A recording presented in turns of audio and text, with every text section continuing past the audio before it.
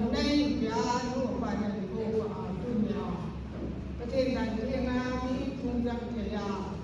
แต่ที่ว่าเป็นการที่มีที่ประเทศและก็ที่ว่าเป็นเสรีเดียวคนที่ยังกันในภูมิที่ต้องเป็นที่ของชูอามาที่ที่นั้นที่เดียวที่มันจะมาที่เดียวอะไรอย่างไรเรื่องตัวคนตัวที่ห้องที่ผ่านลงตัว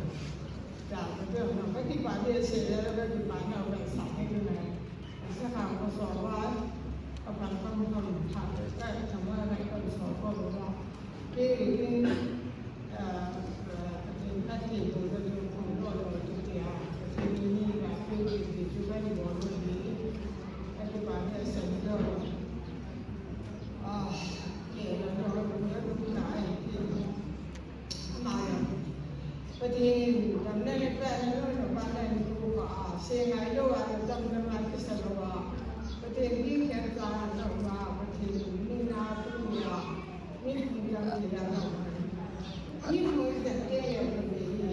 อินุยไปที่เราเป็นการอินุยว่าเสียอาว่าอามาอินเดียเนี่ยที่พวกนั้นเนี่ยช่วยกันอย่างนี้ที่เนี่ยที่ตัวยุบเสียตรงนี้ละมีช่วยกันเนี่ยข่าวเลยก็จะช่วยกันก็จะไม่ใช่เรื่องไม่เกี่ยวกับเราเส้นน้ำมันวันนั้นนะเนี่ยการความรักเป็นตัวลูกตัวผู้ลูกตัวว่าอย่างนี้ว่าเอาไปเตะมาสิเตะเนี่ยเอาไปเส้นน้ำมันนี่ลูกตัวนั้นเนี่ยจีบอีตัวเนี่ยตัวดำเนี่ยจีบไอ้ว่าจีบวันนี้จีบไอ้ตรงนั้นตามันจีบนะไปบนสิมาตามันจะถอยจ้าสไลด์ตามันเดียวจีบนะทีนี้นะปากกาต้องตามีมุขที่เนี่ยแปลว่าเนี่ย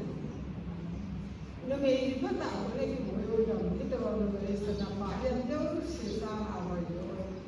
ที่สิ่งที่มันสนายมันทำเลยนะไอ้ว่าตัวสนสารมันทำเลยนะแต่ตัวนั้นเนี่ยมันเลยก็แผ่นหน่อยนี่ที่สมาธิพันหน่อยที่ตัวเราสิ่งที่มีอะไรสับปะกันเนี่ยมันเยอะนั่นเราเนี่ยปากเดียวเราก็ที่ปากที่เป็นสิ่งที่เราเฮ้ยคนโตแต่เป็นสิ่งที่เราไม่ทำแต่เราจะปากที่เป็นสิ่ง